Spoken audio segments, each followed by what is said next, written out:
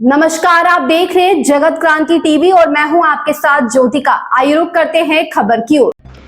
मुख्यमंत्री नायब सिंह सैनी ने समाज सेवी व सीनियर अधिवक्ता स्वर्गीय रघुवीर सैनी के निधन के दुखद समाचार के बाद पानीपत के निधि वन पहुंचकर शोक व्यक्त किया तथा परिवार को सांत्वना दी। रविवार को मुख्यमंत्री नायब सिंह सैनी ने पानीपत के सेक्टर 25 स्थित निधि वन बैंक्वेट हॉल में पहुंचकर समाज सेवी व वरिष्ठ अधिवक्ता रघुवीर सिंह सैनी को श्रद्धांजलि दी और परिवार के साथ दुख साझा किया। बता दें कि रघुवीर सैनी का 9 अगस्त को स्वर्गवास हो गया था। मुख्यमंत्री ने कहा कि स्वर्गीय रघुवीर सिंह जाने माने अधिवक्ता थे। उन्होंने पूरा जीवन गरीब व शोषित की सेवा की है। उनका पूरा जीवन आरएसएस में रहकर राष्ट्र की सेवा के लिए बीता। उनके जाने की क्षति परिवार के साथ साथ संगठन को भी हुई है। मुख्यमंत्री ने भगवान से प्रार्थना करते हुए कहा कि उनकी आत्मा को सदगति दे। इस दौरान शिक्षा मंत्री महिपाल ढांडा, विधायक शहर प्रमोद विज, मेयर कोमल सैनी, प्रांत प्रचार प्रमुख राजेश गोयल, जिलाध्यक्ष भाजपा दुष्यंत भट्ट, भाजपा प्रदेश महामंत्री डॉक्टर रचना गुप्ता,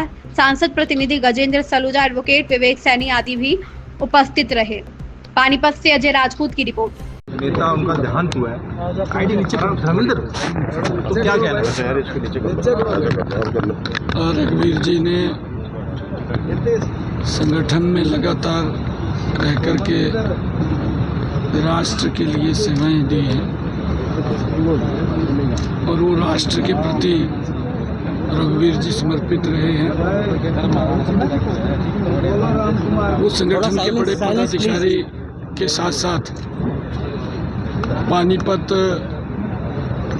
जो बार एसोसिएशन में एडवोकेट्स हैं, एक वरिष्ठ अधिवक्ता के रूप में भी उन्होंने काम किया है और अब हमारे बीच में नहीं है। मैं परमपिता परमात्मा से प्रार्थना करूंगा कि इस दिवंगत आत्मा को अपने श्री चरणों में स्थान दे, परिवार को, मित्रों को और संगठन को जो दुख हुआ है उस दुख को सहन करने की शक्ति दे। ओम शांति। विधानसभा सत्र कई बार स्थगित किया, विपक्ष ने हंगामा कर रहे हैं मनीषा की हत्या को लेकर, उस पर क्या कहना है? देखिए, विपक्ष के पास मुद्दा नहीं है और हमने कहा है विपक्ष को कि मनीषा हमारी बिटिया है, वो हमारी गुड़िया थी, उसके ऊपर राजनीति नहीं होनी चाहिए। दुर्भाग्यपूर्ण है विपक्ष का। हम चर्चा के लिए हमने कहा है कि हम तैयार हैं, हर बात का जवाब सरकार देगी। हमने, क्योंकि मनीषा के न्याय के लिए सरकार हर संभव काम कर रही है, क्योंकि जो पारिवारिक कई बार विषय इस प्रकार के होते हैं, क्योंकि जो मेडिकल रिपोर्ट के अंदर भी आया है कि मनीषा ने जो दुकान से दवाई ली है, पेस्टिसाइड वो लिया है, वो सारी रिपोर्टें मेडिकल के अंदर आई हैं, परंतु विपक्ष उसको लगातार उछालने की कोशिश कर रहा है।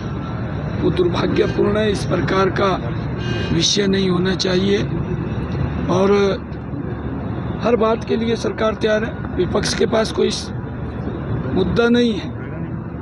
विपक्ष इस प्रकार के मुद्दे लेकर के आता है कि जिससे लोग भी देख करके कहते हैं कि क्या इनके पास मुद्दा है। राहुल गांधी पहले जो लेकर के आया था कि चुनाव जब वो हार जाते थे कि ईवीएम गड़बड़ है, वो मुद्दा उनका पिट गया।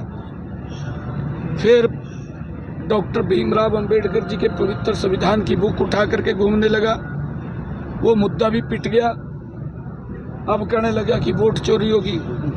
इस प्रकार के मुद्दे लेकर के आते हैं, मुद्दा नहीं है। विधानसभा सत्र से पहले, कल विधानसभा सत्र से पहले कांग्रेस चुनाव आयोग के खिलाफ जो है विधानसभा के बैरिकेड्स तक प्रदर्शन करने जा रही है। मैंने कहा है ना कि उनके पास मुद्दा नहीं है।